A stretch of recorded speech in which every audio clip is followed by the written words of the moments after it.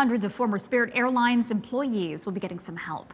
Career Source Central Florida is stepping in. We're also looking at how the shutdown is impacting really all of us. WESH 2's Bob Hazen tells us this could be a sign of major changes in the airline industry.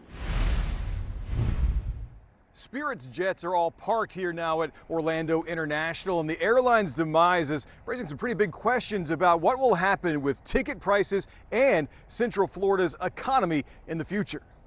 Yeah, this is going to have an impact, certainly. Dr. Sean Snaith, an economist at UCF, says Spirit handled about 10% of flights at Orlando International. He expects the shutdown will lead to higher airfare prices and could even be a big step toward the end of the low-cost airline era. I think this is not a one-and-done situation. I think there's ongoing pressure in this industry to find the right model.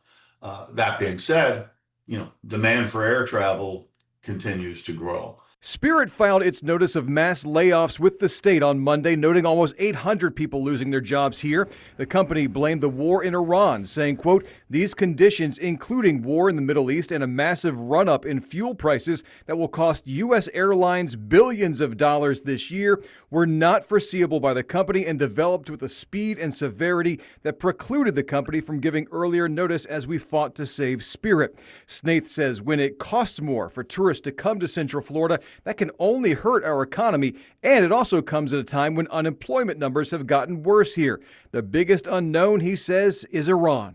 If that ends as quickly as it starts, that can kind of reverse this, a bit of a downward spiral that we've been on here recently. And covering Orange County in Orlando, Bob Hazen, WESH 2 News. And as we mentioned, Career Source Central Florida is offering help today to laid-off Spirit workers. It's happening at the agency's office on Cimarron near Orlando International. It runs from 2 until 5 o'clock. Then tomorrow, same thing, runs from 11 until 3 p.m.